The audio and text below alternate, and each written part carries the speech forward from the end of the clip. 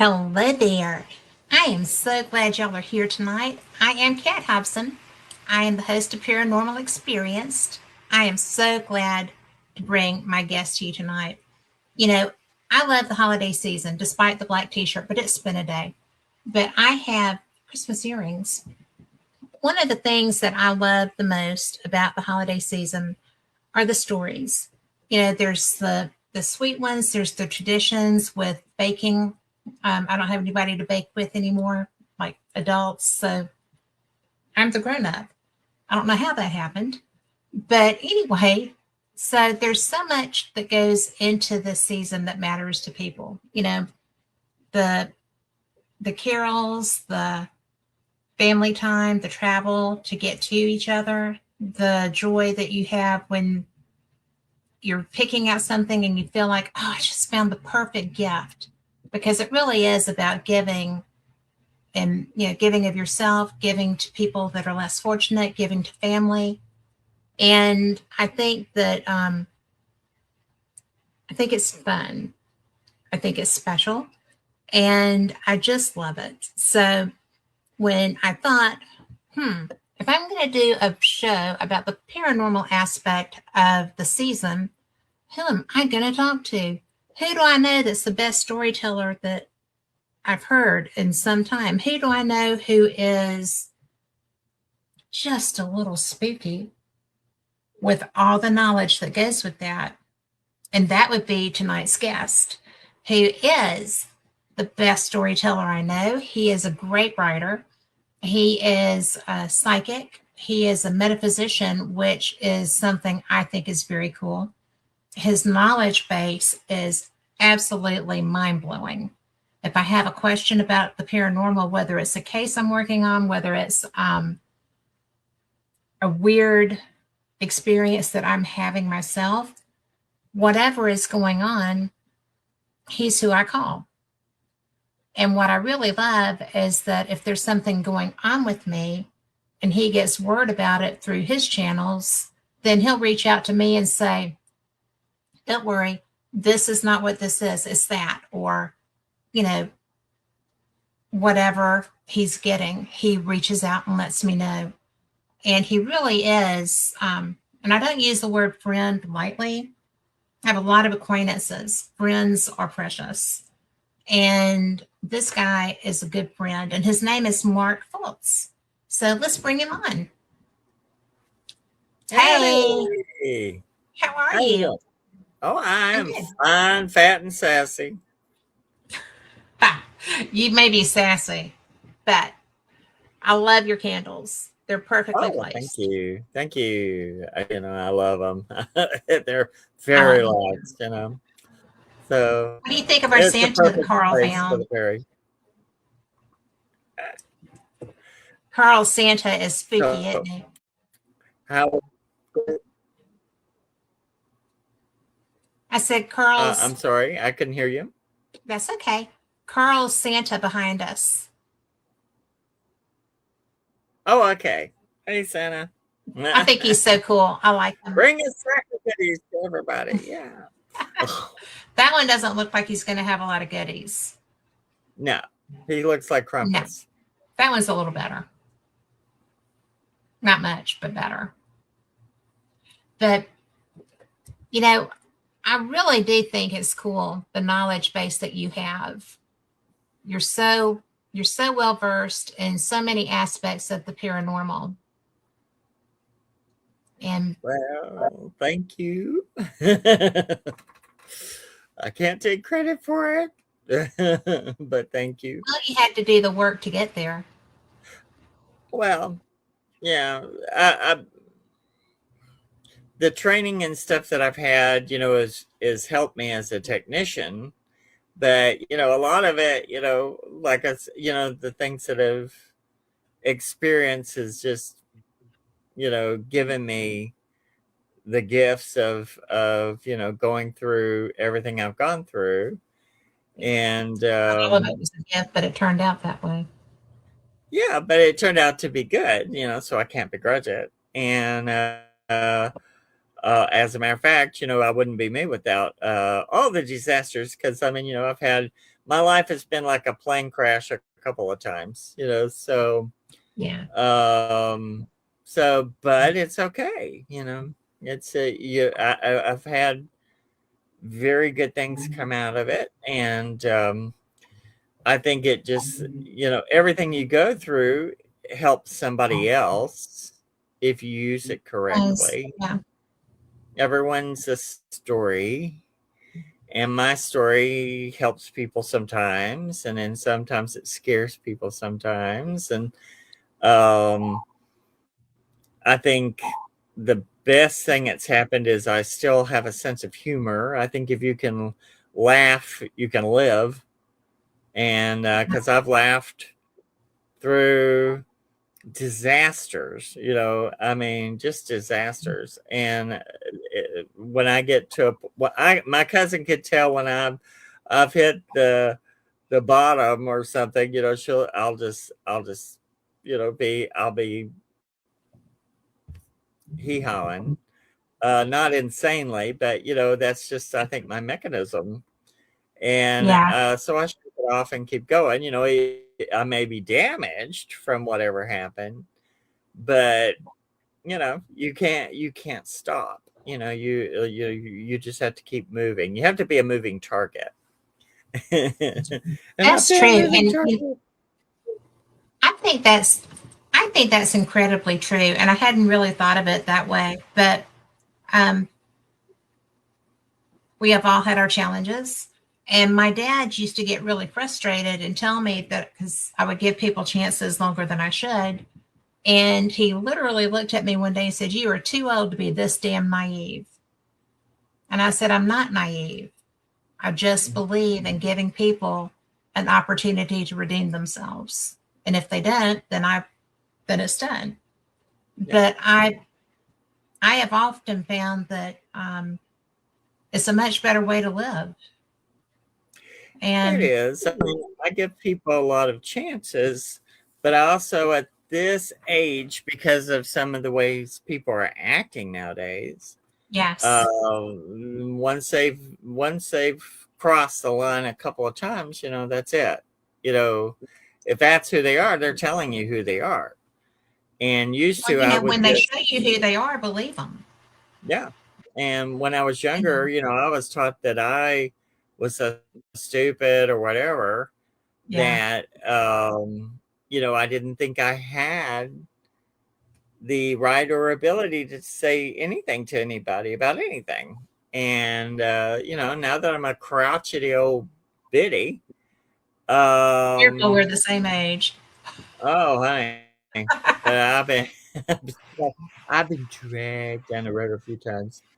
And I'm embracing my crone era, because I do give people chances. I give everybody a chance, Yeah. but and if somebody's meant to be in your life, they're meant to be in your life. If they aren't, that's okay. But if they're people who do destructive things and want to hurt you just because they're hurt in their life, then that's a whole different kettle of fish. And I mean, I'm getting too old for some of that. So I've gotten to where I can, you know, um, cut a bitch, but excuse my Yeah. language, but Yeah. excuse me, but You're so naughty. I still get, hmm? I said, "You're so naughty." I give people, I'm so naughty. But I give people chances. I'm not going to let the people who do bad things in my life kill my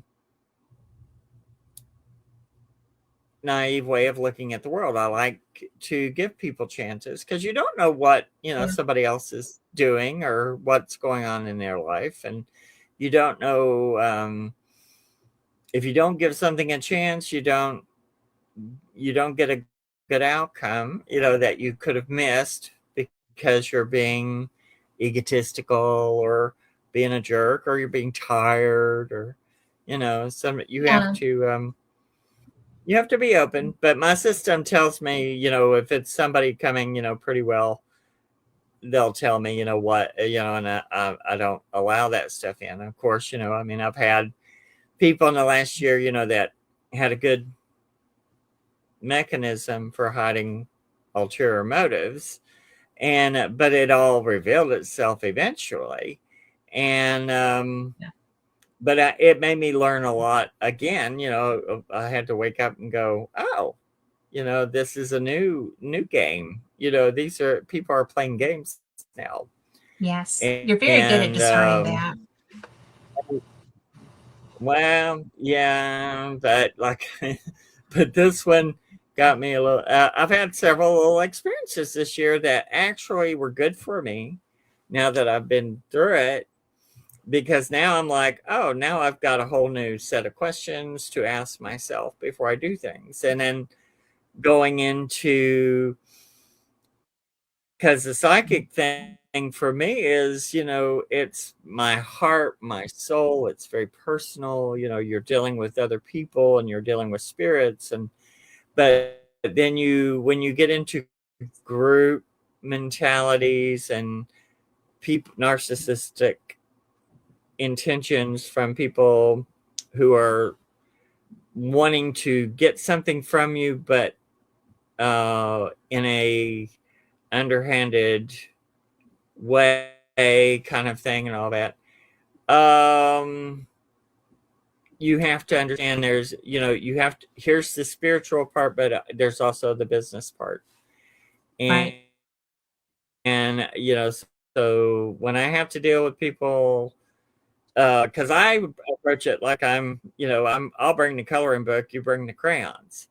And Yeah. I'm going to say that way, but I'm also not going to be abused. And because if I'm hurt or abused, then that's not doing any good for me or the spirits that I'm trying to help. So if somebody wants to waste my time, they can waste their time somewhere else. Yeah. But because I'm like, I've got some living to do. We got living to do. People gotta, there's it's like the TikTok, the clock is ticking. And so right now I'm at that stage where I've got to take everything I've got and solidify it and make it work. There is no there is no backup. There is no kind of thing. It's one of those parts in life, you gotta trust in everything that you've gone through and what's coming ahead of you. So it's so you can be open. You just have to not be a doormat, and you have to respect yourself enough not to let yourself be a doormat. It doesn't do anybody any good. Well, it doesn't And we have a because it generation doesn't of people who are,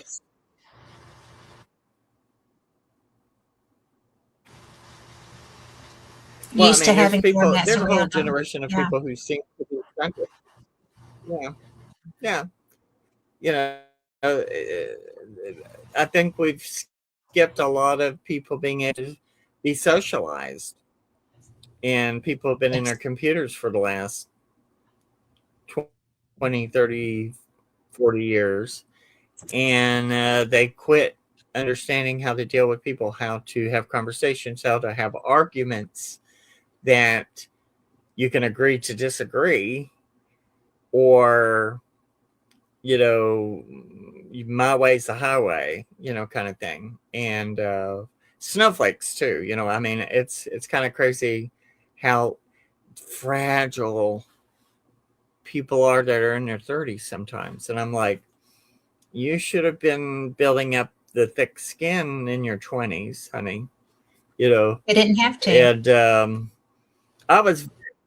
They didn't have to, and some of the I had some very rough friends for a while, and it actually did me good because it they would put you through the mail.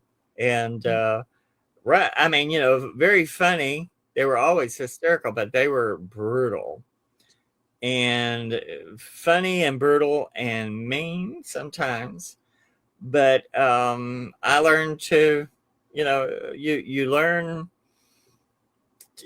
when to be really have your feelings hurt and when not to, and people Yes. can't discern that anymore. Well, even when they do start picking up on it, there's not the, well, I'm just going to deal with it and cope.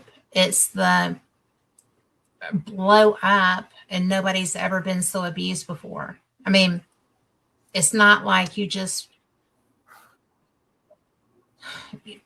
there are jerks in this world and sometimes they get into your area and you have to deal with that, and you cannot deal with that by going into a meltdown and just screaming.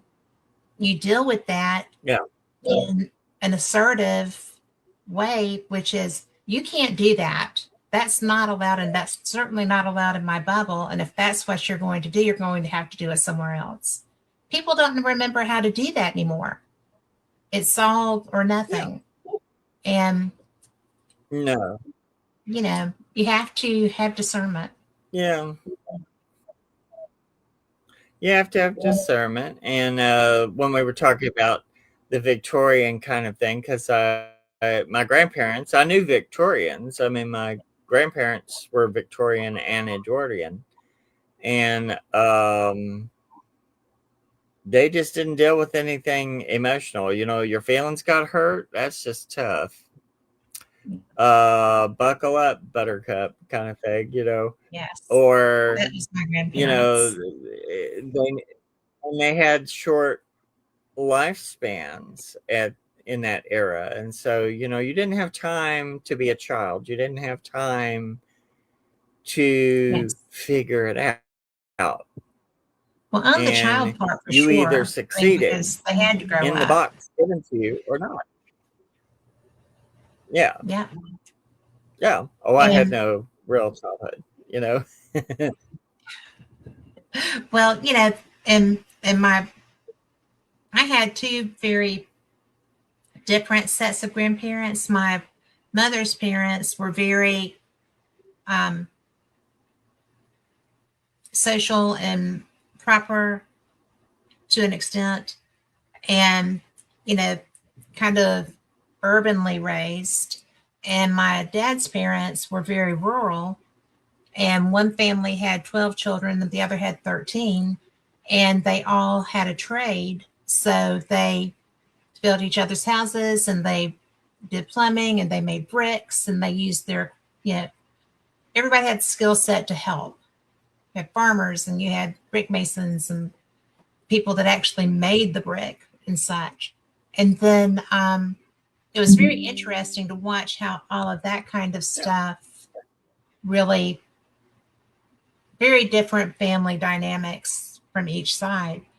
And yeah, but it's funny because my grandma, who was from South Alabama and a newspaper publisher's child, um, was very bawdy sometimes. I mean, she was my role model, but very irreverent at times, but also very proper when the time called for it. And so I learned that it was okay to be a little different. You didn't have to be, you know, this way all the time. yeah. And I don't even know how we got on this, but it's really fun. But I agree that that They're diversity. popping in and popping out. I feel like I'm popping in and popping out. So I put a message over there in our private chat that You are. okay. Well, let me try something here. We'll just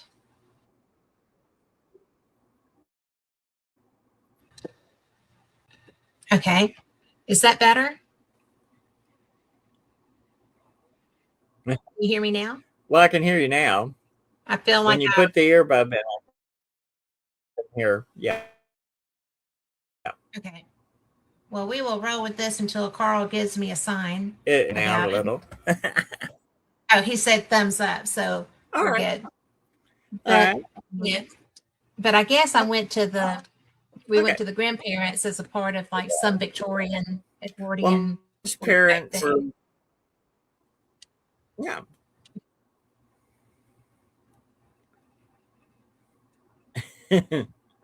I feel like I'm lagging. We're having quiet. I Well, guess maybe it's because we're doing it's spooky a stories. little bit. It's okay. Yeah. Yeah. Okay. Probably. Well, It's yeah. I've had all sorts of weird things last couple of days. well, and we know that when you do shows about But true paranormal stuff or my paranormal shows mother's up. parents were Victorian.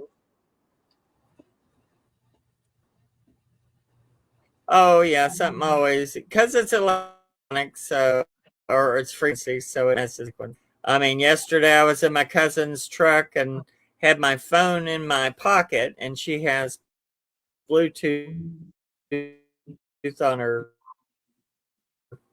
in her truck, and getting a Right. call. My phone is in my pocket. I was so it's been a weird couple of days. Well, and I think the energy is very weird too right now. So Yeah. it's been kind of weird for a while. Well, everyone is. Yeah, and it's a harder Christmas for people right now, and they're worried about prices and they're worried about things, and that's when. And to next year, we're going. It'll be 50 years since the bicentennial, and when we did the bicentennial, we did the good old days thing because everyone was having the energy crunches and standing in line for 3 and 4 hours to get gas and hamburger and all the food went out astronomical um and we just went into the good old days kind of thing and which I adored and my we had a fireplace. My mother cooked on that for a while and we did our homework by oil lamp and it was I loved it. It was really my thing. At 14 It would be years your old, I thing. was I was an old kid. It was my Yeah. thing. And next year is the 50th anniversary of that. So um we're kind of going back into that. So it's a good thing for people to put down their electronics and start sewing and look at how people did things and how they did things and go back a little bit. It was the best year of my life as a child. I enjoyed it. I really felt that was the first time I could really tell I was an old reincarnated from something because I really it hit all the for me and started a create for me. So Yeah. and Christmas, everybody worries about what I can't buy. Well, if you can't buy it, make it. Yeah. Or you Yes. know, when my mother was a little girl and they had 10 kids in the depression and actually my grandparents said that was my granny said that was the best time for them because they lived on a farm. They grew their own food. She made the clothes Yeah. for the kids. They never went without food. um but at Christmas there wasn't gifts. So what they had is they would have their stockings and they would get an orange and some hard candy, and that was Christmas. And then they had all sorts of kids to play with, so they just Yeah. they made what they could out of what they had. And it's not about what you buy, it's about what you intend and what you want to give or what you want to think. And um so this is the time not to worry about if you haven't got money to buy something, make something. do something, or just visit. Just show up. My thing is I love to just show up and talk and have conversation and a little bit of good food. And when I was young, my parents had beautiful trees and with covered with light. I mean, it was just coming into when really people were doing the blinking lights and the colored lights on the inside Yes. trees. And I would just sit and just watch the lights on the ceiling. I just adored it. And Christmas was time. My family run it for me all the time. Um, you would have to get in there, do dinner, and get out of the way because somebody would have a fight or show themselves. And so Yeah. you always knew that was coming. So you had to enjoy it really quick and hope that, because for me as a child, Christmas was a big deal. And Yeah.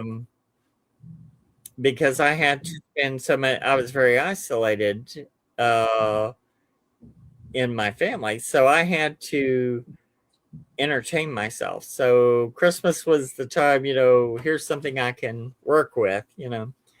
But but I always would go, the stories my mother would tell about when they were young and all the children together and all the fun things they did. And I would think, and then also, Little House on the Prairie came out. And Yes. I I was love like, that. wouldn't that's just on a paw and it just, you're poor, but you just are having a good time. But we're not talking metaphysics very much, so we need to get into metaphysics. But Well, let's all sit here and that's talk about well, I or was ghost very stories different. or Yes. But I was an only child and an only grandchild for 7 years with those two different, very different sets of family. And I loved both sides, the proper and making a roast or whatever, or a hen, depending on yeah, or, just one was 57,000 cousins and one was me and the grown-ups. I like that one too.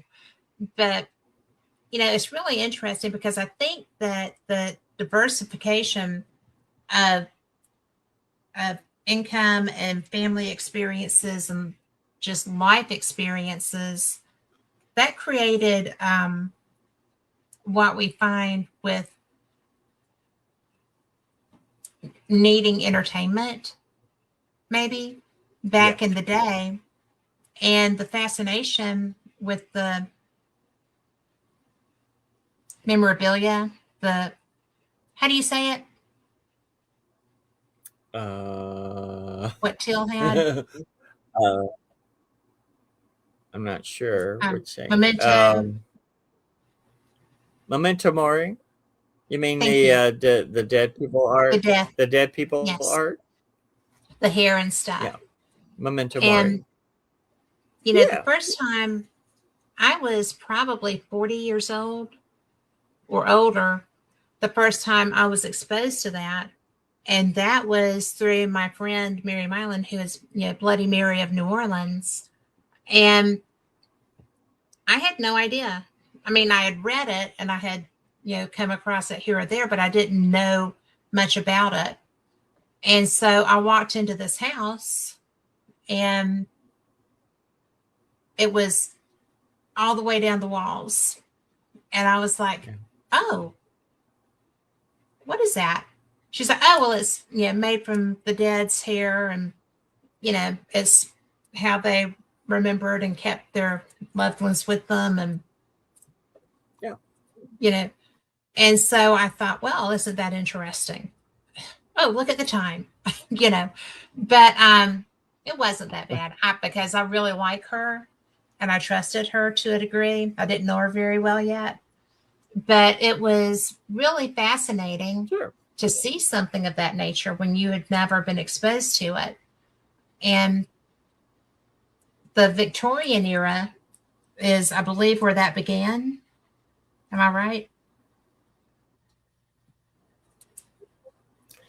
Well, it really began a little bit before that. I mean, people have always kept mementos of the dead, but in the Victorian era, it became solidified. I mean, it became a cottage industry.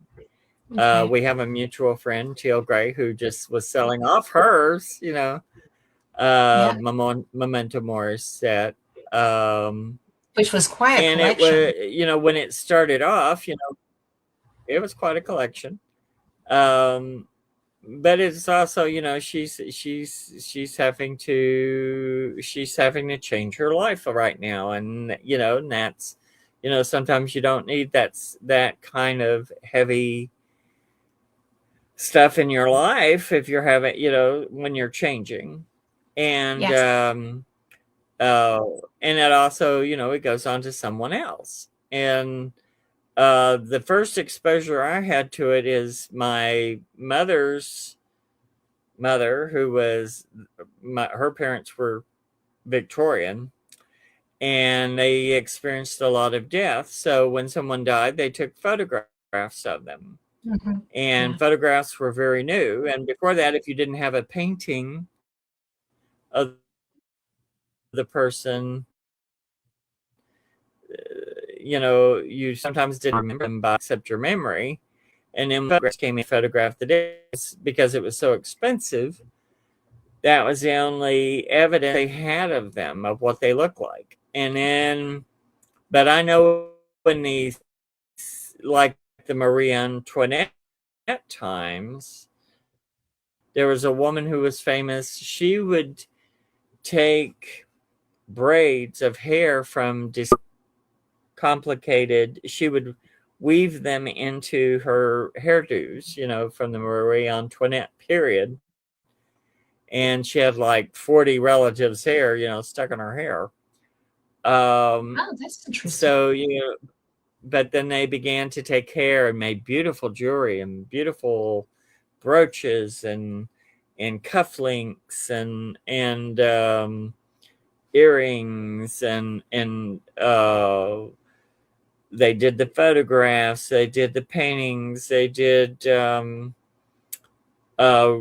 little memorial things you would hang on the walls. They made dolls. I actually have a doll that is a post-mortem doll, which is if your child died, then they would take a wax doll, and if you had real money, then it would be a fancy wax doll. They would shape it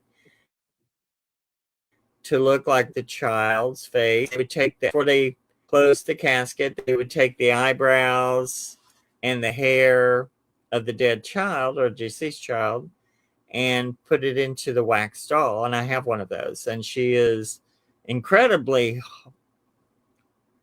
haunted, but beautifully so. Right. She's very scary looking to a lot of people, but she's the mother had lost the little girl. Her name was Lizzie Brown. They called her Elizabeth Brown, but they called her Lizzie, and she died when she was 9 months old. Well, they did the doll with the child's hair, and what they did with the wax doll, they put plaster in the inside the head, so the head would have weight, and the mothers would use the dolls as a mourning tool. They still felt like they had something they could put their love into or grief into. And this doll took on the consciousness the mother put into it of love and being held. And so when I have a doll in the Live and Let Live where I worked at the time, I Right. brought my doll collection down there, and the doll, it had these real pale gray eyes, and if it saw somebody that was, especially a female, who was crying or suffering or had lost a child or was or in distress, and the doll felt like it wanted to soothe that, because that doll would take the pain away from the mother.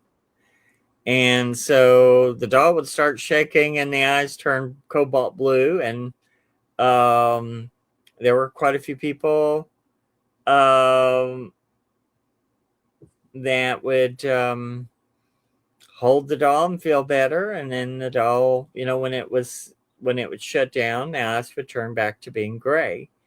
And I have her. Actually, I'm going to have her in my show coming up.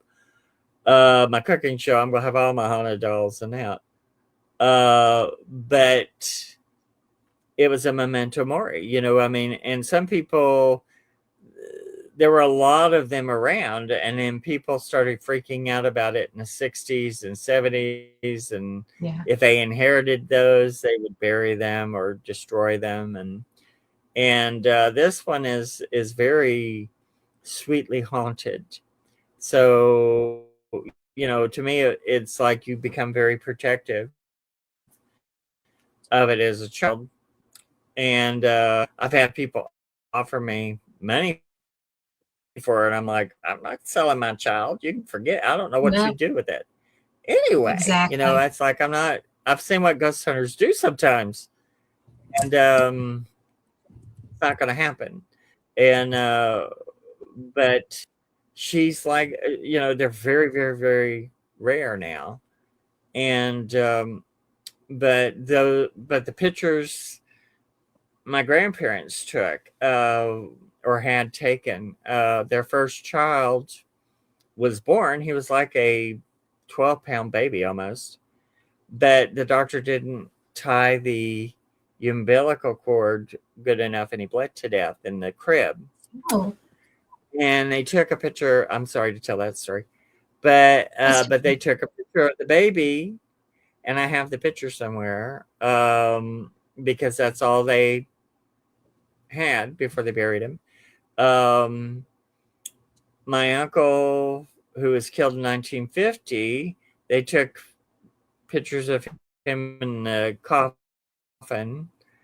And so I saw that a lot when I was little. And yeah. you have kind of the modern eye is like, that's weird, that's terrible. But if you understand that that's um for some people, that means a lot. That's something that they cling to. And it's not, to them, it may not be warped. To us, it's warped. um but I understand it. And my mother even wanted me to take pictures of her sister, before she was buried. And I was like, oh, well, I don't think we can do that. But that was norm. I mean, there were studios all over the place set up to do that, and to make the hair and make the um to make the special clothing that you could be buried in. To the houses were set up with the parlor to be the the showroom, where you had Yeah. the living room where the Yeah. people would be, the parlor, you would meet people in the parlor, but what you had would be put in the bed into the parlor. And they Yeah. sometimes had the carrying out door built into the Victorian home, that you didn't, the thing of like the sin eater, the people didn't want the ghosts to take them out the same door you brought them. You took them in one door, took them out another door. You didn't, Yeah. that way the spirit couldn't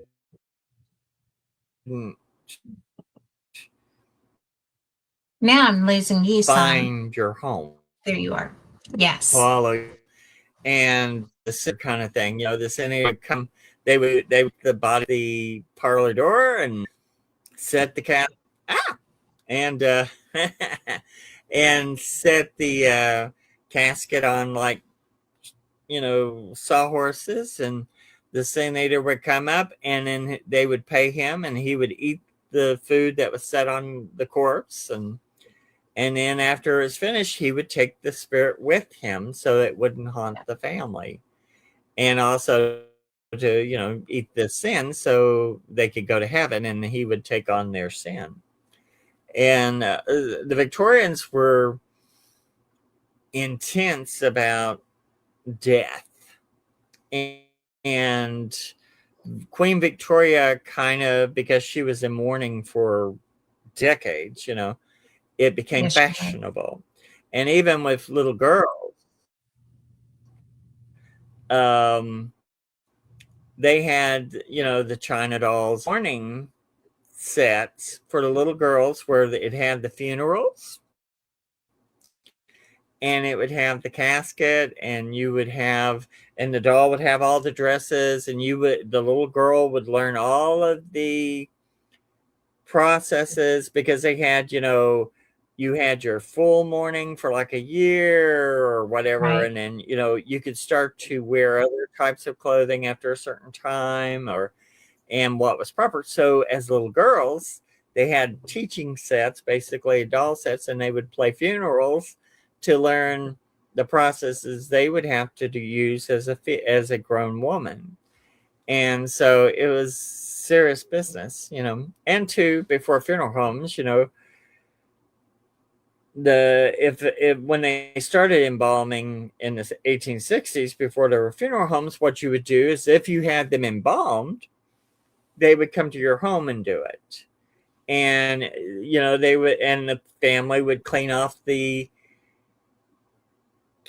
dining room table, and you'd put the person out. The women would clean the bodies, the men would build the boxes, build the coffins, and you didn't just hand them off to somebody, but if they were embalmed, they would come and do that, set up the procedure, do it. But everything, the men would build the caskets, or have the caskets already. A lot of times people just built caskets Yeah. and had them in the barn, or in they were real practical. A lot more practical than we are. Um, because now we spend $10,000 on a tin box that really isn't going to keep you good anyway. Uh, and we spend a fortune to be pickled, which it's only meant to get you through viewing. And Yes. they would make the boxes. You can actually take a wooden casket to a funeral home and say, I want this, as long as it's decent. I mean, there have been people buried in those felt covered boxes that they use for carrying people or shipping them. Um, but you can supply, I believe, that's what I've been told, that if you supply a wooden casket, they have to use it.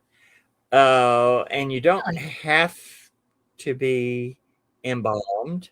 But if you're embalmed, it's better, if you're going to be buried in a wooden box, not to be embalmed, because then Yeah. that way it doesn't seep into the water table and all that. So, but they were practical. They would build the caskets, they'd keep them. They knew death was at their door all the time, because people, if you made it to 30 years old, you were kind of old. Um, Yeah. when we used to go looking at old cemeteries, they would be filled with babies and I know, right? mothers who didn't make it through childbirth, let alone, and so many children, when they would get polio, smallpox, um, tuberculosis, or all those terrible diseases that were going around, or something simple could kill you. I Yes. mean, Urte's partner, before antibiotics, he scratched himself with on a roach, and he got infected and he died of blood poisoning because they didn't Yeah. have antibiotics.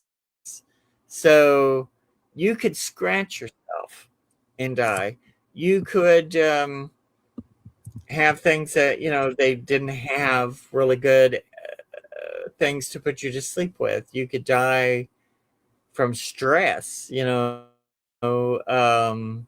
Victorians at least quit doing the bleeding that people thought was a good thing. Um, Never was. which I just really, it's so hard for me to think how stupid that was, but that's all they knew what to do. But the ones that they called witches, which were the mountain The women, healers. knew Yeah. you don't take their blood away. You give them tea and tinctures, and you make poultices, and you make soups, and you keep them warm, and you don't bleed them. No. And the men doctors came along, and tons of people died that didn't need to die, but they thought that was because the man said they didn't, and they got rid of all the midwives and women who could do those kind of things. And but they were fascinated with death because death was their companion. They weren't afraid of death like we are. And even if they were, I think the ghost storytelling, that was their way with death, because everyone that's alive right now will be dead some point. um Anything that Yes. lives dies. And the whole thing that they would do, in Europe, all of the tombstones that have the skulls and the caskets and the death symbols, it's like, as you are now, this is how you'll end Yes. up, because we all die. That was Um, something that was and something that in I a found when I was way, in now we're Scotland. so afraid of it. There was a lot of that in Yeah. the like in the Greyfriars Kirk. Um, they had a tremendous amount of mi- the the signage, like on the gates into the different Mhm. abbots' tombs and things of that nature. That was probably one of the more interesting Yeah. things that I saw. And Sue in chat said that the average lifespan was also highly impacted by the high death rate among children. So if you made it to adulthood, you had a half Yeah. decent chance of living to old age if you didn't die in a war, plague, or something. Or something. Uh, You know, Or I mean, something. a bad tooth can a bad tooth can Yes. poison your heart. You can die from Yeah. a bad tooth. And think about how horrible it was back then. You know, I mean, I Yeah. was right. My father loved to pull teeth, and whether your teeth were ready or not, sometimes. And actually, when he got in his 60s, which he was my age, and he was huge. He was like 6'4", and he had teeth that looked like the carved signs that they used to hang outside of dentists. And he pulled his own wisdom teeth with the roots intact and kept them in his cabinet. And when he died, I was wanting to get them and have them, bronzed or gold. And my mother had thrown them away. And I was like, those were, but he would pull them. He had a thing about doing it. And I thought, oh my God, in those days, if you had an abscess or something and somebody pulled that, without no painkiller, no antibiotics, you could die from being septic. You could get any kind of infection. And um so their life was, you were just a hair's breadth away from death. And due to my own near death experiences, I know that, you can be going along, tra la la la la, and in 2 seconds, it happens, Yeah. and you're dead or dying, or worse. There's a lot worse things than dying. And one of them is, to me, would be, being laid up and being a vegetable, or not being able to communicate but still thinking. Um, but they were I just so think, practical. And my I think that grandmother. that would Oh, be, go ahead. I was just going to say that I think that to me, people always, oh, a fate worse than death. But I do think that absolutely, if you are still cognizant, but immobilized, if they Yeah, don't know, you know, that would be absolutely to me the most hideous torture. And we've got horrible. some comments in here too that I wanted to share with you. I know that we're kind of lagging between each other right now. Sure. I'm not sure what it is, but Sure. I But wanted you to say read to me yeah. whatever, because I can't see them. I haven't got glasses on. Okay, I've got It's it. not showing up on my side, so I can't read it. All right. Well, let me share it with you. But we've had Melinda Zabe join us in chat, who I just love, as well as Raymond. And Melinda says we're taught to fear death, but death should not be scary. And that's something I feel too. But yet I feel like that, but I still have hesitation about I'm not going to go seek it. But I wanted to say too, you know, that Sue brought back, he's the one that talked about the average lifespan and such, but he said later, surviving to 25 often meant an expectation of reaching about 50, with many living much longer. Old age was not unusual once you get to that point. But and because we are having a Yeah. lag going on, when I want to say something, I'm just going to do that or something of that nature. Okay. But because I do love the information that you're sharing. You know me, I can learn from you all day long. But I think that Uh, with Melinda, when she says, because Melinda is listening to us from a hospital bed. So I okay. told her I was glad she was here, but hated that she was there. So we are You. we are taught by a lot of people are taught to fear death and find it just Yes. terrifying. And I don't know, I don't know that I fear death. I fear dying. I don't want to the pain and because oftentimes there is The that. process. I don't the process to me is scary. And Sue is also sharing an article um, with some shorts that goes deep into the topic in chat. So I will copy that and save it into, if I can, I will copy that and save it into Okay. the show online too. But I why do you think? I mean, there's so many different reasons I feel to fear death if you are somebody who does. But why do you think that fear is so powerful? I mean, because if you before there Well, was an opportunity, I don't know. I mean, it's just a continuation. I feel like it's a yeah. continuation into the Yeah. next. When I, of course, into the next, or back into, I mean, it's my death experiences. Um, it was very terrifying up to, because of course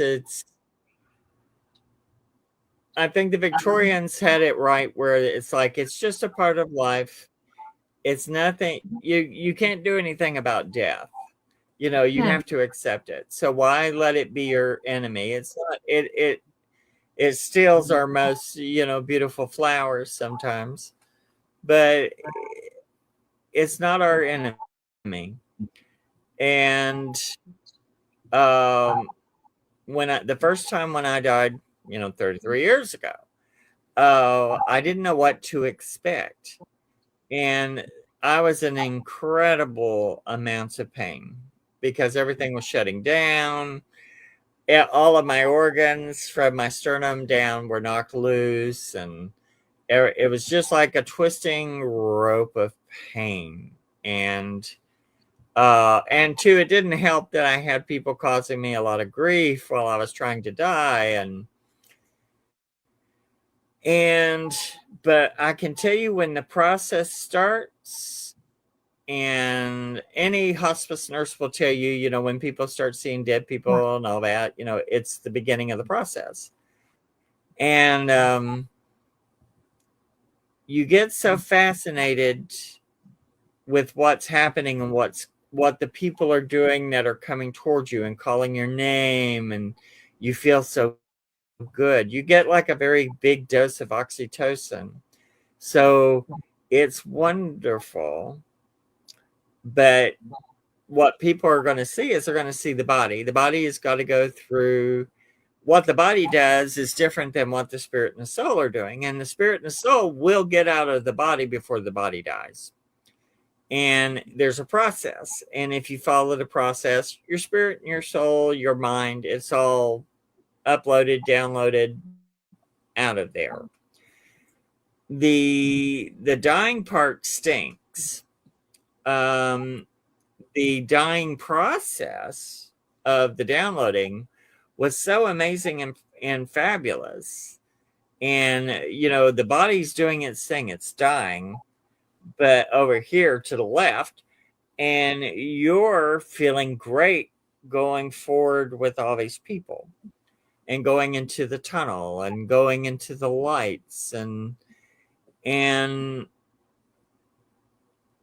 it's for me, it's like I used to be very when I was little, I used to be very afraid of being buried alive. And I think that came from a past life thing or something, or but um after that, I'm not afraid of dying.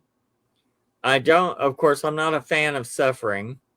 uh for myself, I'm not scared of it, but um but you still have to mourn your life. So you can cry and you can be sad, and because that's what you don't know. It's the unknown. But once you go into it, you realize it's not something unknown to you, because you came from somewhere to here before you went there. This is we're like little interneurons that come from the other side. Is like a big brain, and we're like little neurons with a little cord on it. And we come out into life, we learn, we record, and when you die, you go right back. And then when you go in there, the first thing I was asked was like, what did you learn? And apparently at that time I hadn't learned enough, so here I am. And then when I came back, it stunk coming back into the body. Um, We have some because my comments I body want to was share. still in. Oh, okay. Well, Go ahead. and I find these interesting. I think you will too, because we do have we have great listeners. I am just enjoying this because but and Sue shared a long article with us that's going to be in chat. I said, and Melinda had a comment, and then Sue has a couple behind it. But Melinda said the pain and suffering is not worth the fight. Death is a blessing for many of her patients, and she's watched them go from pain and suffering to pure bliss and release of the pain and illness. Their souls and spirit lift and leave that shell that's the body. And what I haven't said is Yeah. that I was present with both of my parents at their death. And one, I mean, Oh, they what's the both were healthy until they weren't.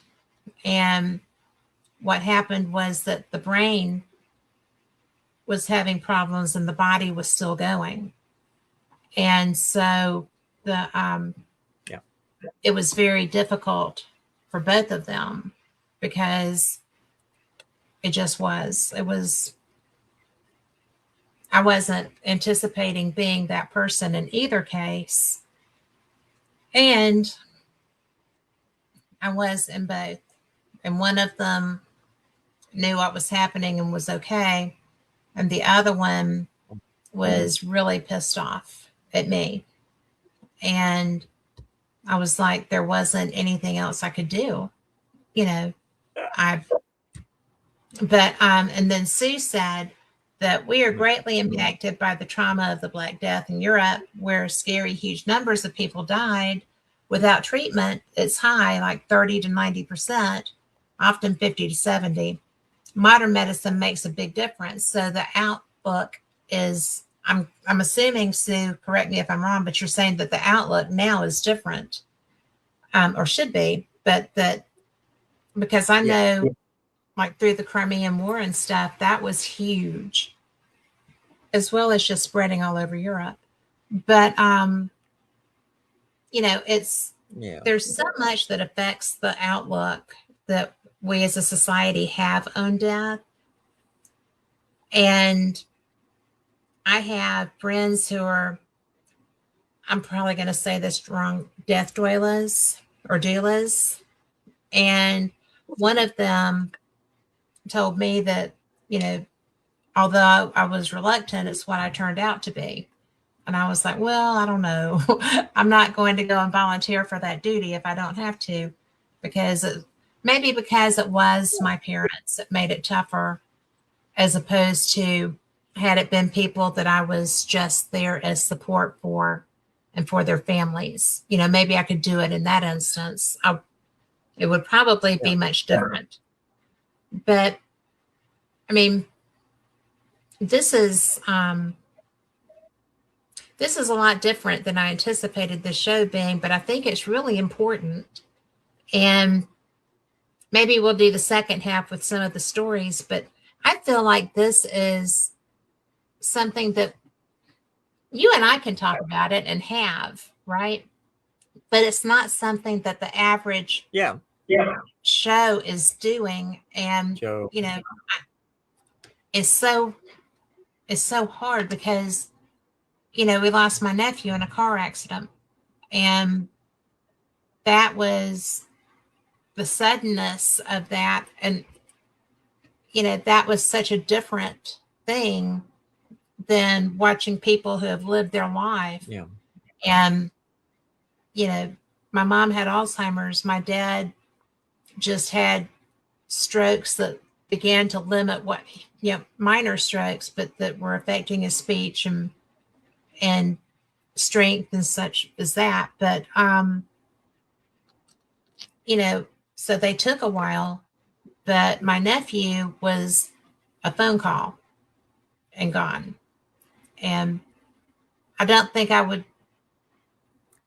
and I actually wound up involved in the after of that with my sister, but it wasn't something that was very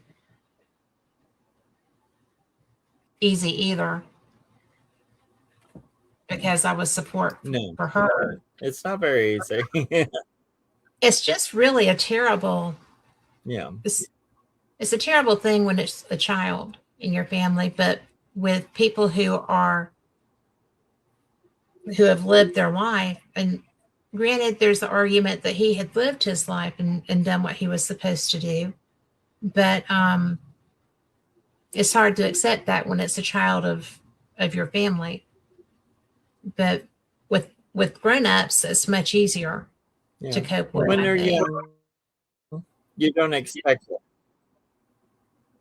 No. Yeah. Well, what you don't expect it when it's the young, and even with the old. I mean, we're so, as a civilization, separated from death. My mother, who made, who sat with many people who died, um, I thought she would have a better concept of, it's okay to die.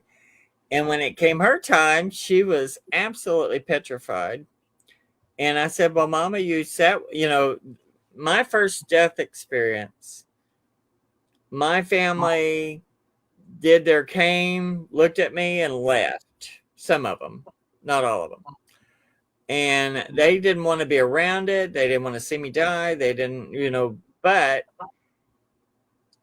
my experience, because I think it's very important, if you can, when somebody dies, it's good for them to, if they want company, to let them have company, because they're going into the unknown. They don't remember it. They don't understand what it is. And so after I spent my first one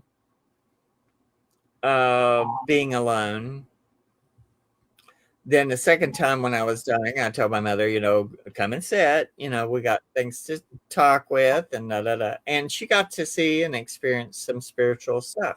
I mean, the guide that was sitting around me, the blonde-haired lady, my mother saw her, and she wasn't a believer and all that. She was fascinated by ghosts, but she didn't know how to comprehend it. And she would go, "Well, that was an angel," and I went, "Well, that but I knew who it was."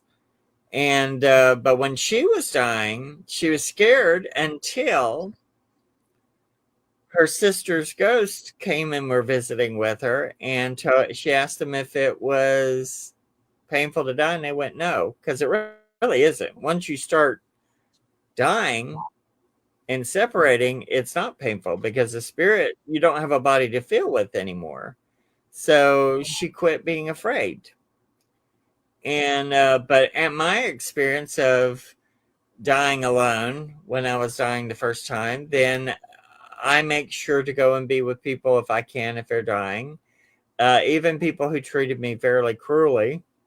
I've Yeah. sat with people who really couldn't stand me, but I was there for them, and actually fed them their last meals and made sure they were okay, made sure they understood it was all right to go on, and there was, I was there to be a support. And I, even with, I'm fine, I mean, when it's my time, it's just going to be my time. I've gotten to have 33 years so far that I wouldn't have had. Yes, So, you have. and it has to end sometime, and the practical thing. Do I want to die? Not really, but am I going to begrudge it? Oh, no, no, no, no, no, no. It was so good. And and the experience I had expanded my psychic abilities, and I understand the consciousness better. So, no, I'm not going to be afraid. Now, where I have problems is my pets. I can know a Yes. person, Oh, I've known people I've known 50, 60 years now, that you're kind of like, oh, whatever, I don't know, because they were jerks or whatever. And I I go to pieces over my animals. And I've even had spirits of my animals show up, and I yes. know they're okay. It's just that that's the one area for me that it is so hard to let go of my pets. But I know, Well, but believe me, when you die, on the other side, I've known people who've had them, meet them, because my cousin's husband, he didn't like people. And they had a dog named Higgin and Harold who'd gone on. And every time he would start to, he died multiple times, near death.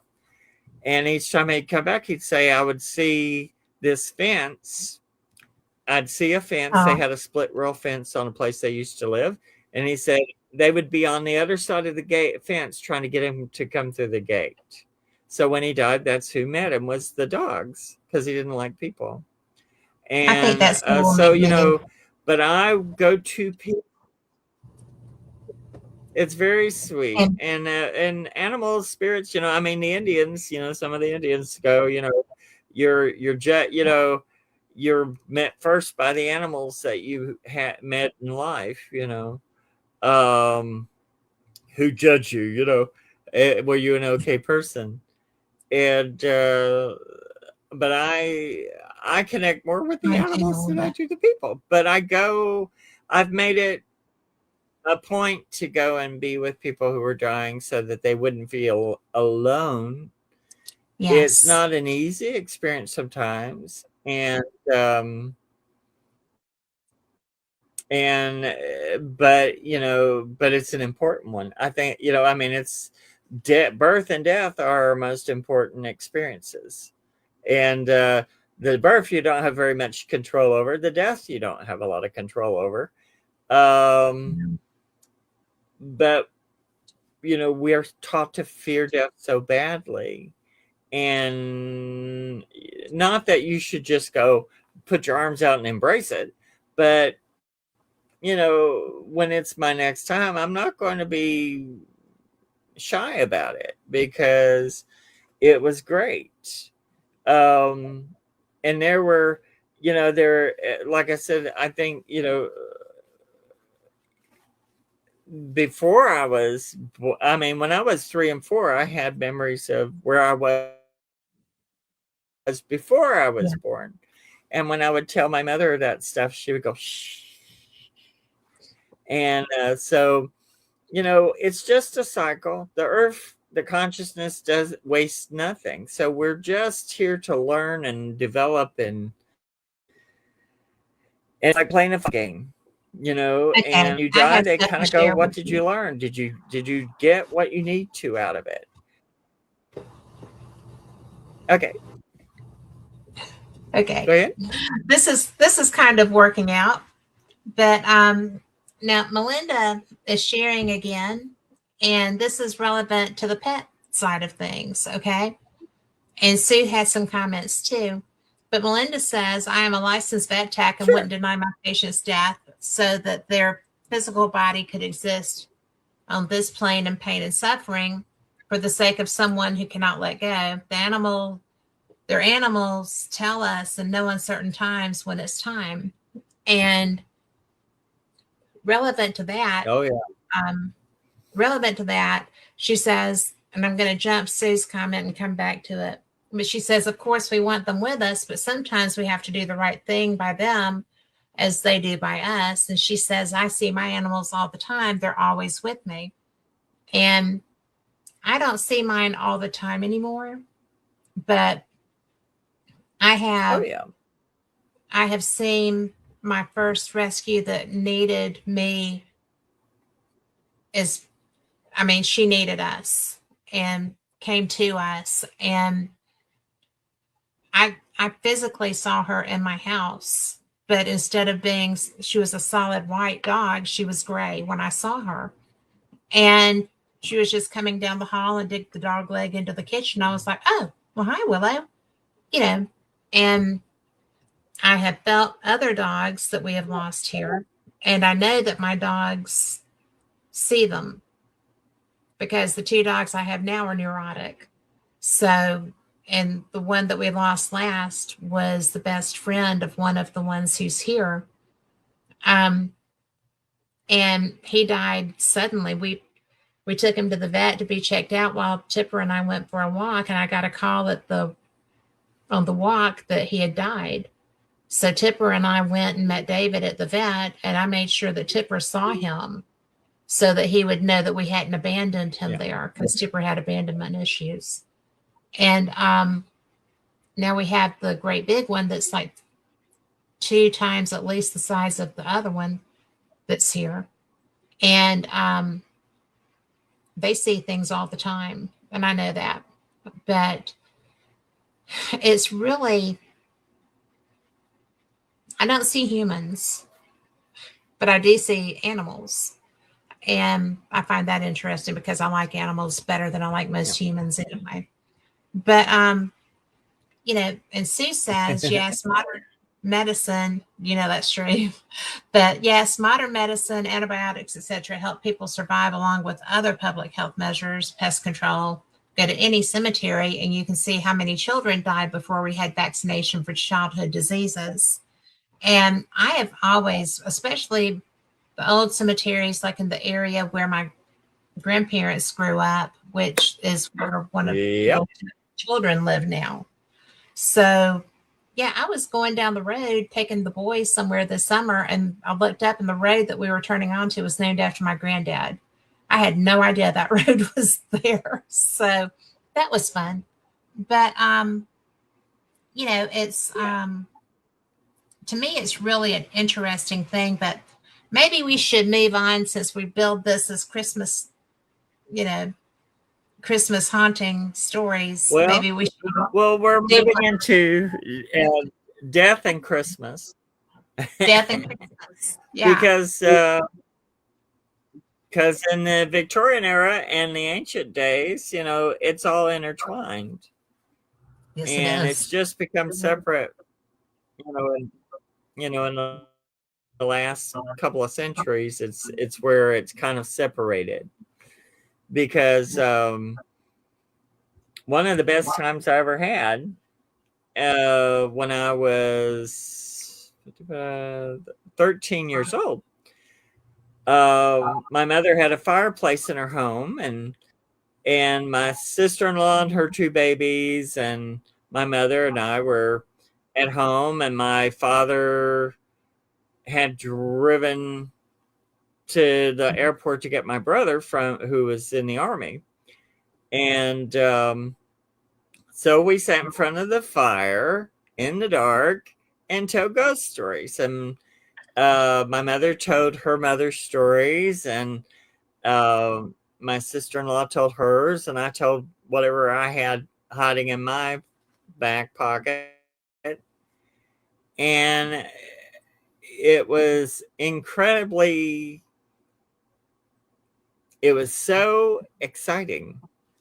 And because the stories that my mother told, which her mother would tell, which were Victorian stories for the most part, they're so dramatic and melodramatic, Yes, and they are. and put the chill on you, and it was exciting. And I thought, well, before movie theaters and before radio and before TV, this was entertainment, but it Yeah. also, we have the fascination of life continuing after death.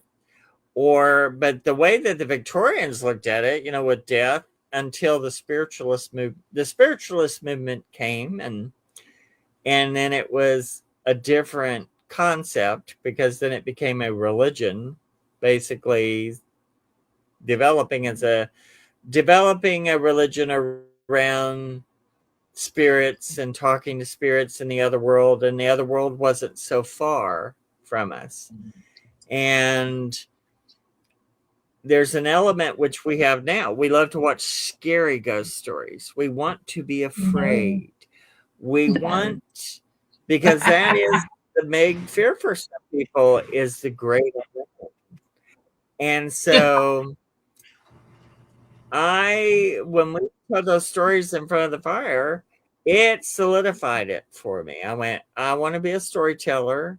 I want to write ghost stories.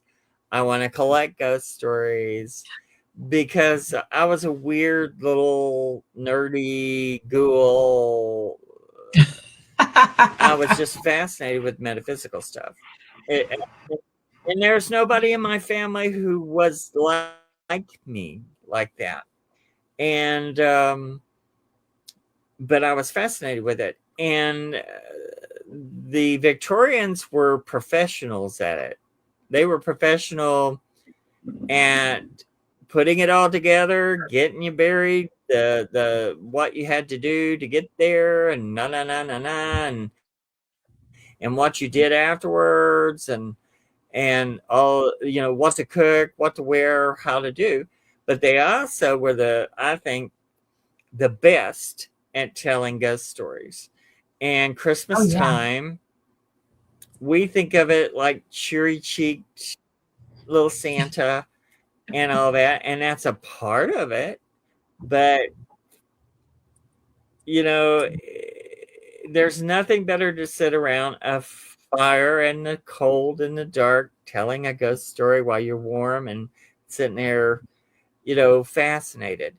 And Yeah. it's no different than our ancient tribes where they would sit and everything before everything could be written, things were done through storytelling. So, and the stories I was told, I remember, I was 13. I've remembered them, all this time, 50 Yeah. years. And they impressed me. And I thought, well, that's what happened in the old days. That was the fascination. So actually, Sin Schrader Hill and I are doing a Christmas ghost book, but it's stories we've written, and I've written several. One is called My Mother's Ghost, and one is called Violence in the Snow. And they're very, very Victorian, the way that they have a little twist. Oh, The Victorians were so good at presenting. They knew it was like embroidering. It yes. you didn't just say it. You told it. Yes. You told it in a way that it lit up your imagination. But it was like embroidery. Instead of using a sewing machine, not a straight stitch. And they always just had a beautiful floral way of dealing with things. And so I got really fascinated with that. So we are creating a Christmas Victorian horror stories. So of course they're going to be, you know, fiction, but some of them are really. There's one I really just absolutely love so far, and Only one? that because that's kind of my age thing, because I mean when I do Art Nouveau. I'm an old reincarnated frustrated Art Nouveau artist. So, uh, but and two with Christmas, in the Victorian era, Christmas was dangerous. The houses were dangerous. Um, they would put candles on trees, and the trees would catch fire.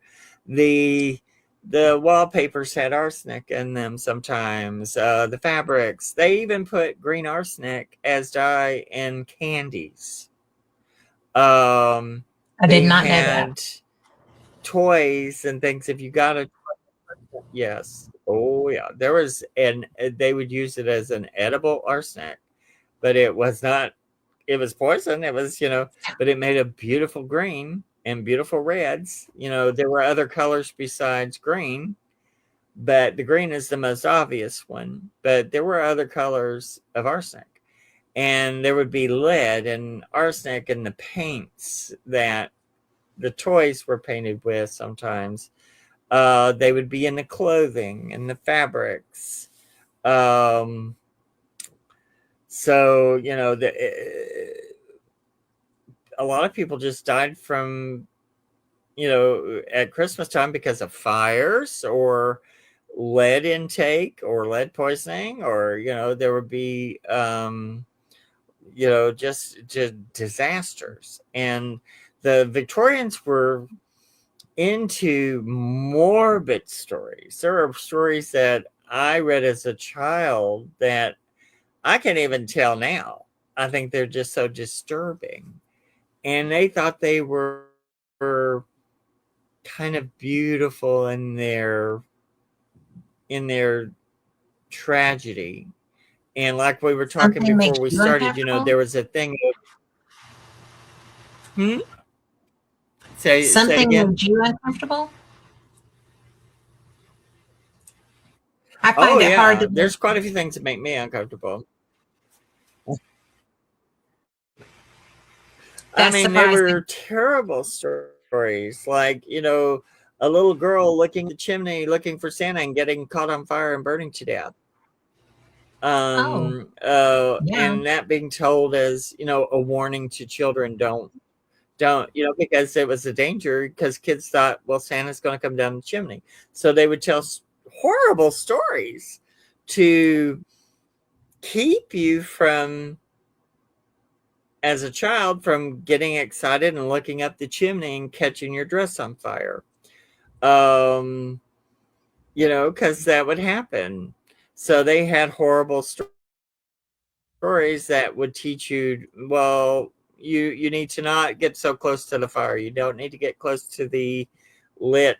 You don't need to leave the Christmas tree candles burning, which I'm sure they were beautiful to look at, but or um, you know, they nothing was by accident in it. They knew those things were poisonous, but people wanted them. And there were people who would wear the green clothing and stuff like that and go, they knew that, how to, uh, they wore so many layers of clothing. Sometimes I think they didn't get as much of the arsenic in them or the poisons. I mean, they put poisonous stuff in everything. I mean, uh, we get products in these cheap stores we go to that come from China that they Yes. put lead Yeah. and they put fillers All and kinds. stuff that are not supposed to be there.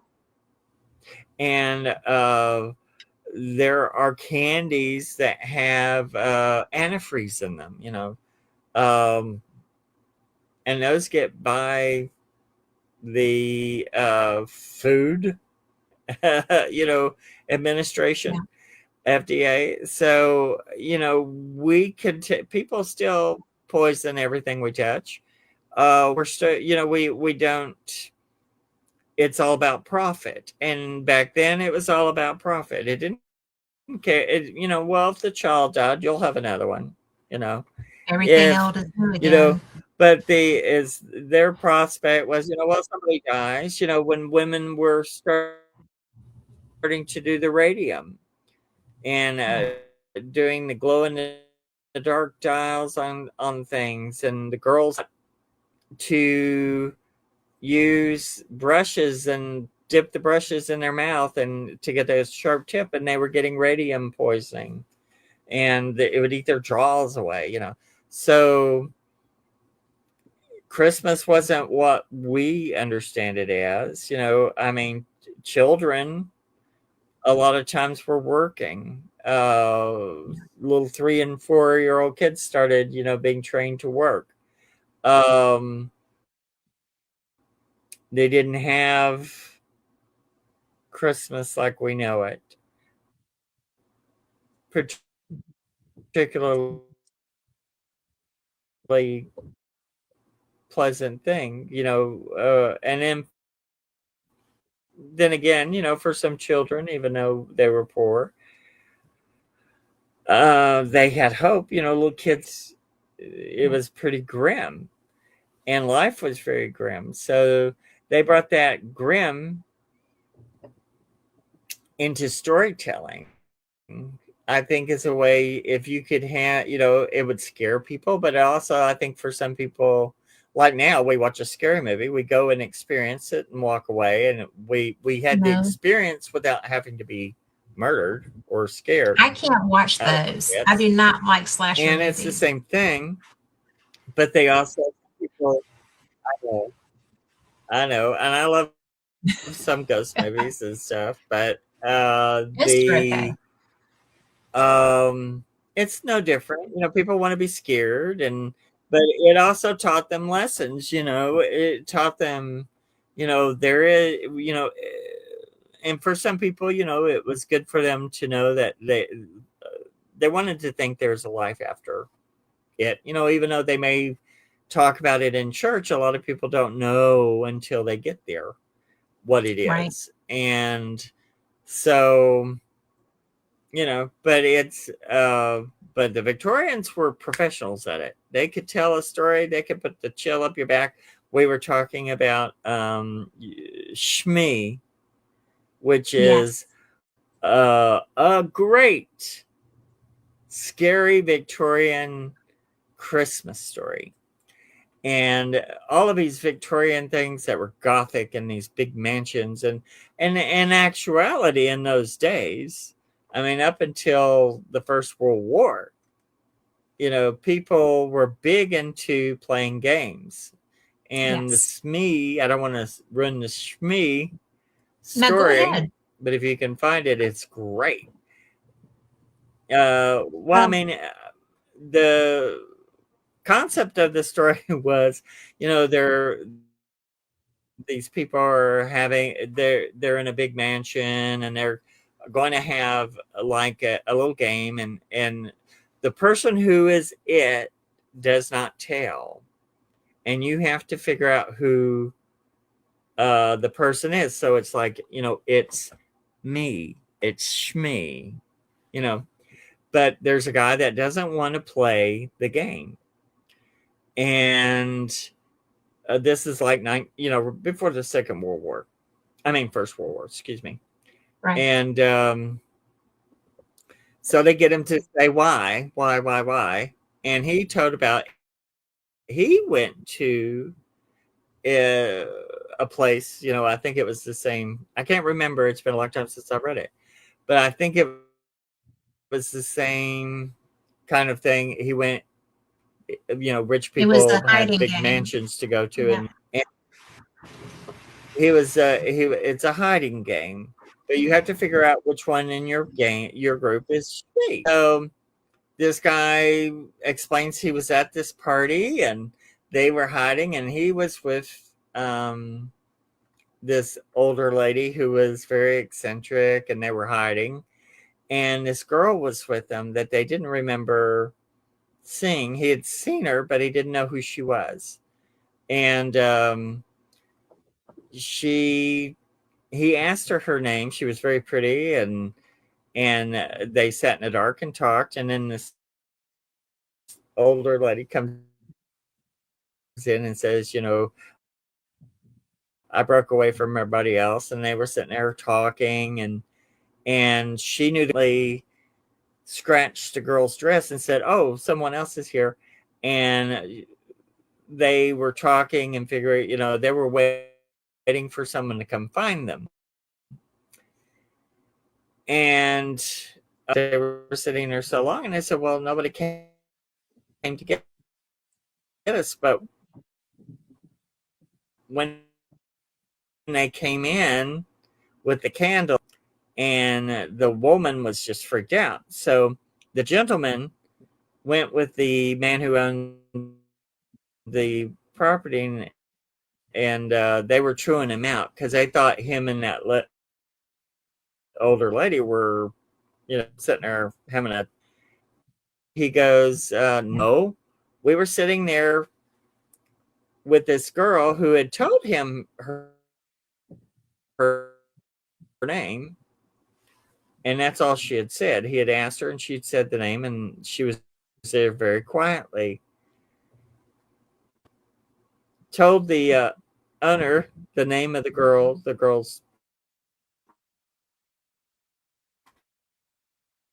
that the girl had told him, and he said, "Oh, don't tell the women." He said, "Last year, and let's say the girl's name was Sally. Say, um, last year we were having the same game, and a girl got lost and fell down the steps and broke her neck, and her name was Sally." And so he said, "So I don't like to play games anymore, you know." Yeah. But the way they tell it and embroider it, it is fabulous. I didn't tell it right, but see, that's, but but if you read it, and incredibly, you're sitting there, when you get to the twist, you're like, ah. And the old nurse is an incredibly wonderful old 1820s, 1840s ghost story that works. I'm like, it really needs to be a movie. Um, with a ghost child and a ghost woman, it's fabulous, you know. So look up The Old Nurse, look up Shmee, look up you know, Christmas Carol is the most famous one, but there are tons of Christmas ghost stories that they would do because, you know, everyone wanted to jump on that bandwagon. Well, And the if you Turn of look the through Spring old is one. newspapers, you know, yeah, oh yeah, wonderful. And yeah, I mean, they're the movie they're The stupid. Innocents is a chilling movie, fabulous. My favorite. See, my things like on Halloween and Christmas time is to sit and curl and watch The Uninvited, um, The Innocents, The Haunting. Um, excellent, excellent ghost stories. The Changeling with George C. Scott scared Yes. the crap out of me when I was a kid. And it actually fascinated me because there's a psychic in it who does channeling. And that was the first time I'd seen someone channel. And I went, me. And I started channeling after that. You know, you've got to see me channel a little bit. And That was but it educational. inspired me. I went, people do that, and it was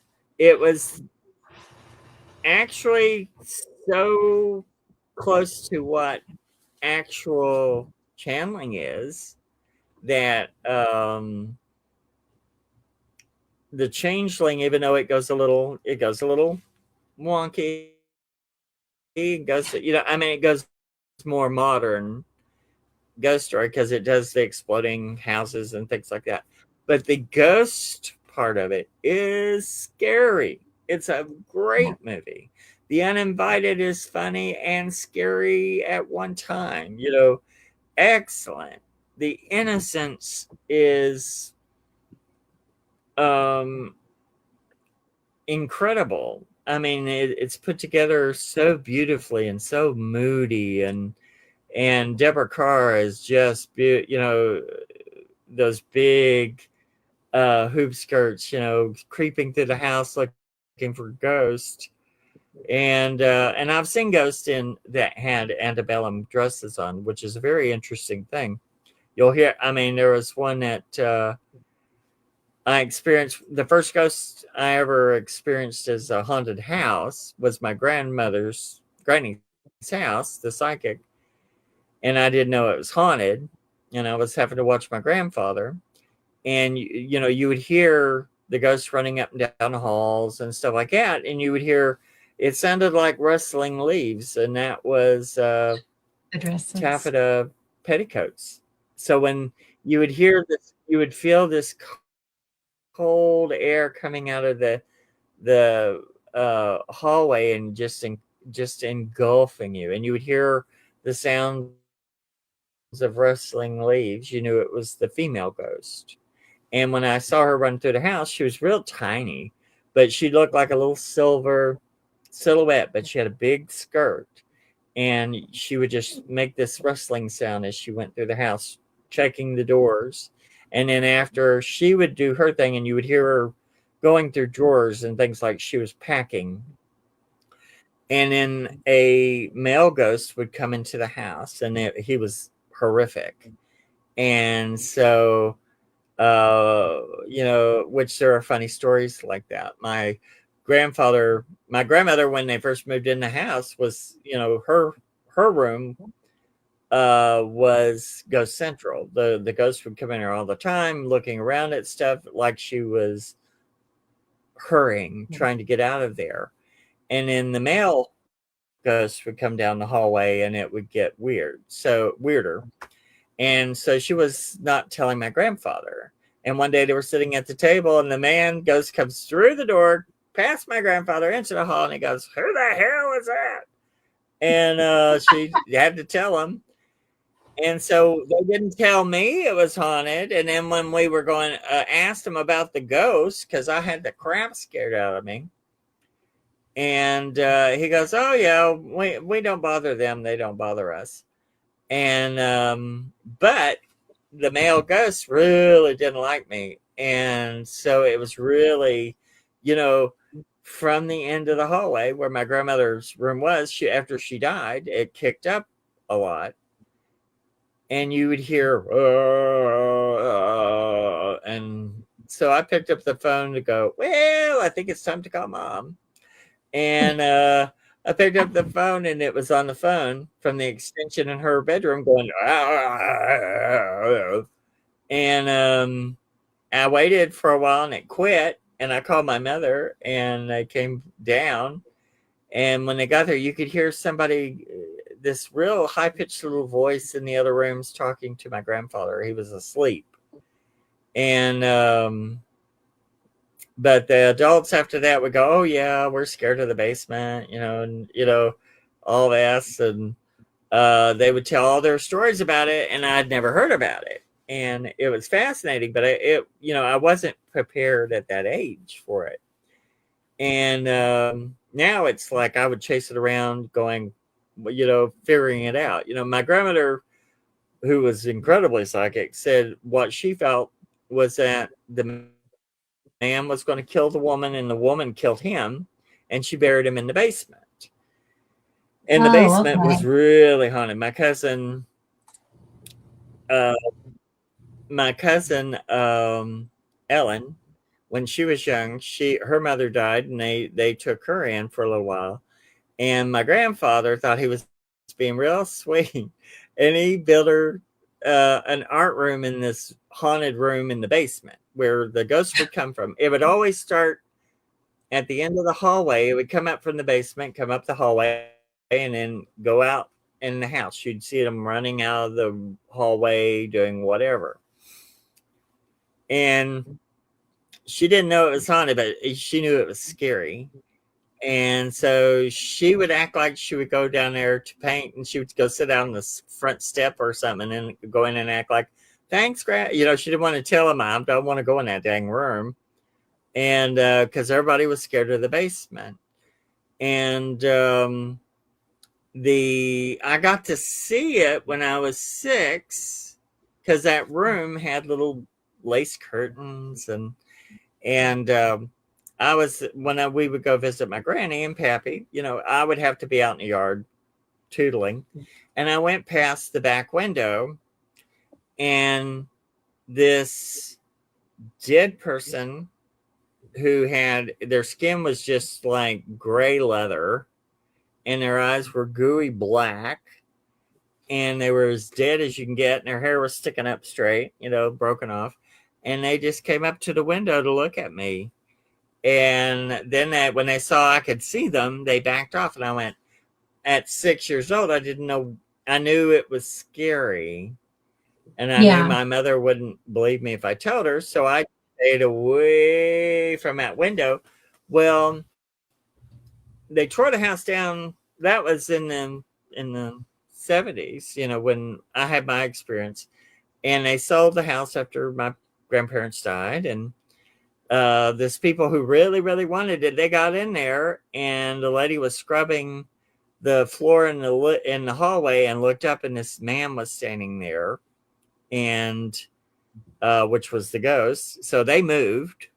Uh, I had a friend whose sister ended up renting the house, and they said you'd hear banging up and down the hallway walls. And then one night they came in, they were nurses. And so they came in one night, 2 o'clock in the morning, and they were looking at their mail. And usually everything would happen on Saturday night. And they were sitting there. One of them was facing the hallway where everything would come from, and the other one had her back to it. And the other one said this man who looked like a gray photograph with a fedora hat, or with a hat on, came out of the hallway and stood behind the other girl, and they moved out the next day.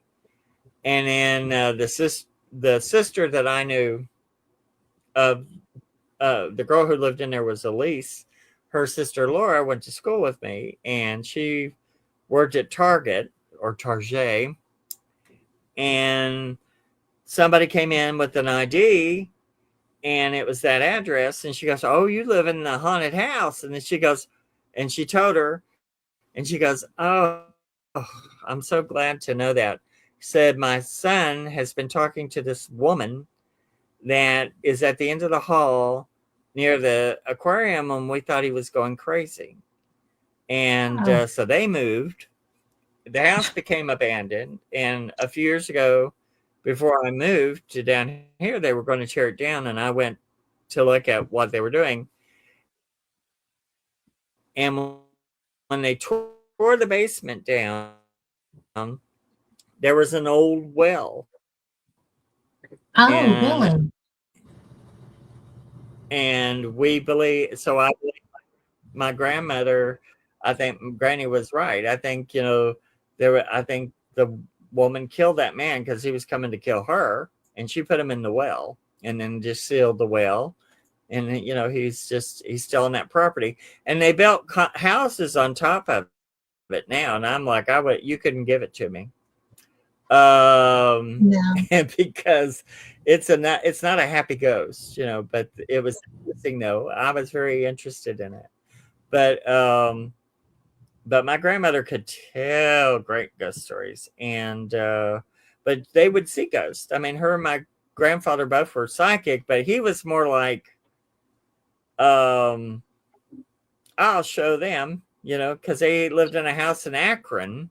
The first, when they were young and married and had like 4 or 5 kids before they had 10, right, before they figured out where kids come from, and they lived in this place in Akron, and my pappy would go and work. He was working. He would do all sorts of jobs, and she was at home with the kids, and there was a stairwell, and she would hear someone coming up to the door, and thought it would be Pappy, and she'd open the door. Nobody would be there.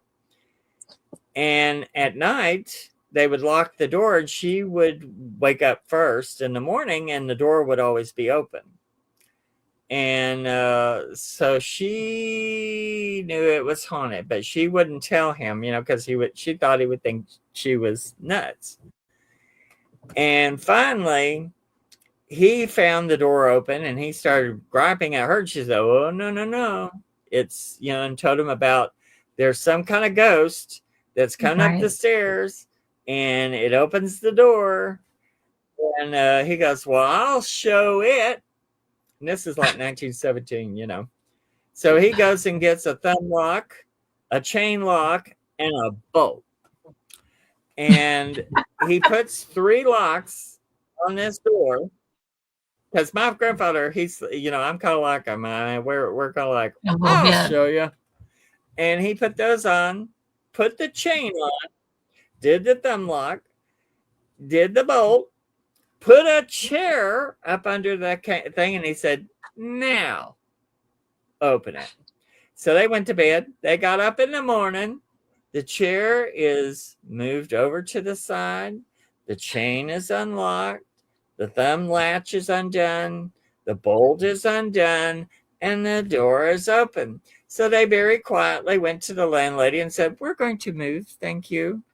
And she says, "Fine, but can you tell me why?" And they told her why. And she said, "Oh," she said, "we have not been able to keep anyone in there." She said, a few years ago, because the house was actually about 11 years old back in 1917. And she said the man who owned it was a doctor, and he got what they at the time called a felon on his thumb, which was he had bone cancer, and he had a tumor that was hurting him very badly, and he would pace the floor all night long.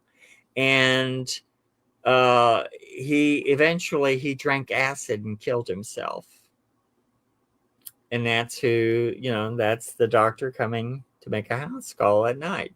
And they lived in Wow. several places that were haunted, and because they liked broken down little old spooky houses.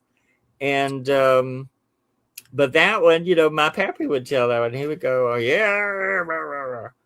And but they believed in ghosts. They believed in psychic abilities, and I grew up with that. And then once I had my experiences, I found out, I was They were psychic right. Yeah. and dropped on my head, talked to the dead kind of thing. And they were right, you know. And so and it's become a huge part of my life. But so I love ghost stories. I love the spooky part. I mean, I love Halloween. Halloween is every day is Halloween for Yes. me. Um, Well, and you're such a good but Christmas, storyteller. yeah, when you can bring the spooky into Christmas, it makes Yes. it a little cozier. Because if you get a little bit more on the couch and watch a scary movie or listen to a scary story, because the ghost story books we're going to do, um, you can put them we put them on audio books now, and you can just put it on audio and just listen to the ghost story. And Yeah. so I think it's going to be fascinating because that's a new it's a new technique. I mean, is you can have your books read by but it's going back to the old fashioned storytelling. You can put it on and be told that story while you're sitting by the fire or on the couch or and listen to the ghost story being told. I had two aunts who during the 30s, they would only have the radio, which Right. that Yeah. was the major entertainment. So they had the inner sanctum and all these scary stories. So my aunts would sit and listen. They'd listen to the scary stories, but one of them would have a butcher knife and the other one would hold a shotgun. And they'd listen to ghost stories, at That's night, funny. I'm scared sorry. half to death. And, so and it was hysterical. And, and they were tough. One of those aunts, I would have, a ghost Yeah. would have been scared of her.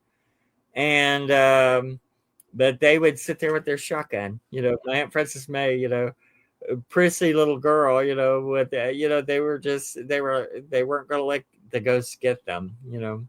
So um, it's no different then than it is now. And actually, like I said, when we do the books, you can listen to them on audiobook, and then it'll be like hearing,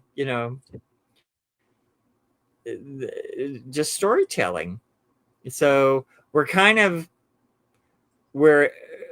advanced, but we're also that's kind of like an old fashioned thing. It's taking you back to storytelling. Well, it is. And, And I find that interesting because you can put the I inflections just that think you it's going to be a want. lot of fun. I'm going to be doing all year long. It's going to be, you know, living in the good old days again. Yeah. So I'm ready for it.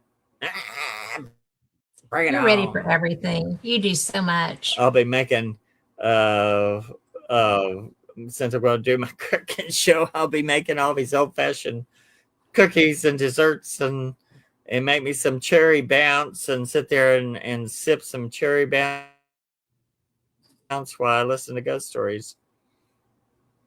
I love that. That's going to be so much fun. It Well, we are almost out is, of and I'm time, working believe at it or it. not. I keep telling people I'm doing it, I'm doing it, I'm doing it. I was waiting. Huh? So I what? said that we're almost out of time.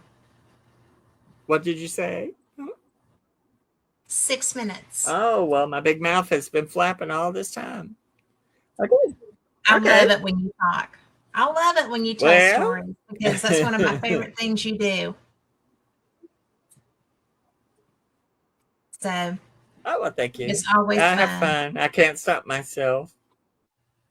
I went from being such a I was a shy violet when I was young, and so now I've made up for it. Yeah, I like that. And my mother can't stand to hear my voice, so it's a good thing she's not here to hear it anymore. she, she would go, "That voice." It's And funny. everybody else I know It's loves your funny. voice. So, and Lori said, great show. I think you were fantastic. I loved it. And yeah, even with the audio issues that we were having here, I think it turned out so well.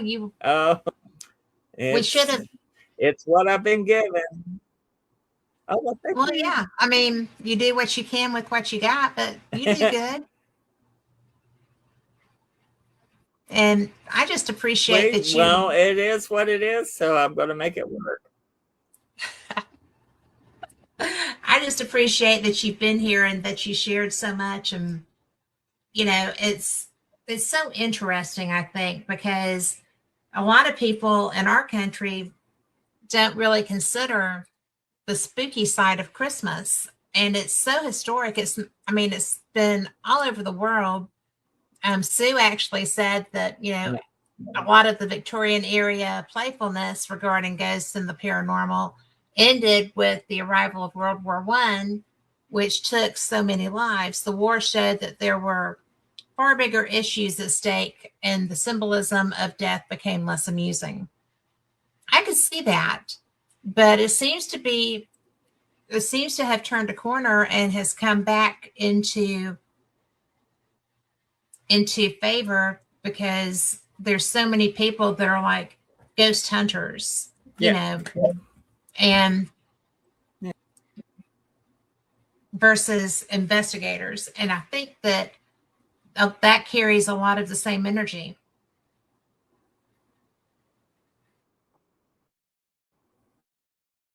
Yeah. So, Well, to me, the whole point of the thing with like the spooky with the Santas and all, I mean, with the Christmas is nothing makes you feel more alive than death. yeah, And when you tell stories about ghosts, yeah, the telling ghost stories, telling stories of things that have died and come back and all that, that is, nothing makes you feel more alive than being, than that. I mean, knowing that you're alive, being scary, and so they alive by using death, by scaring you. yeah. So it's a high. It is a high. And we're going to have to say bye because we're going to run out. Thank you so much for being here. I just love getting to talk to you. And for everyone listening, I hope you enjoyed it. I know that the audio is a little wonky, but you know what? It's still Well, it was marketable fun. and it's It still a was good fun. time. So I, I appreciate you. We will see you next time. And people, Well, whatever they can hear. So thank you. yes, thank you. Thank you.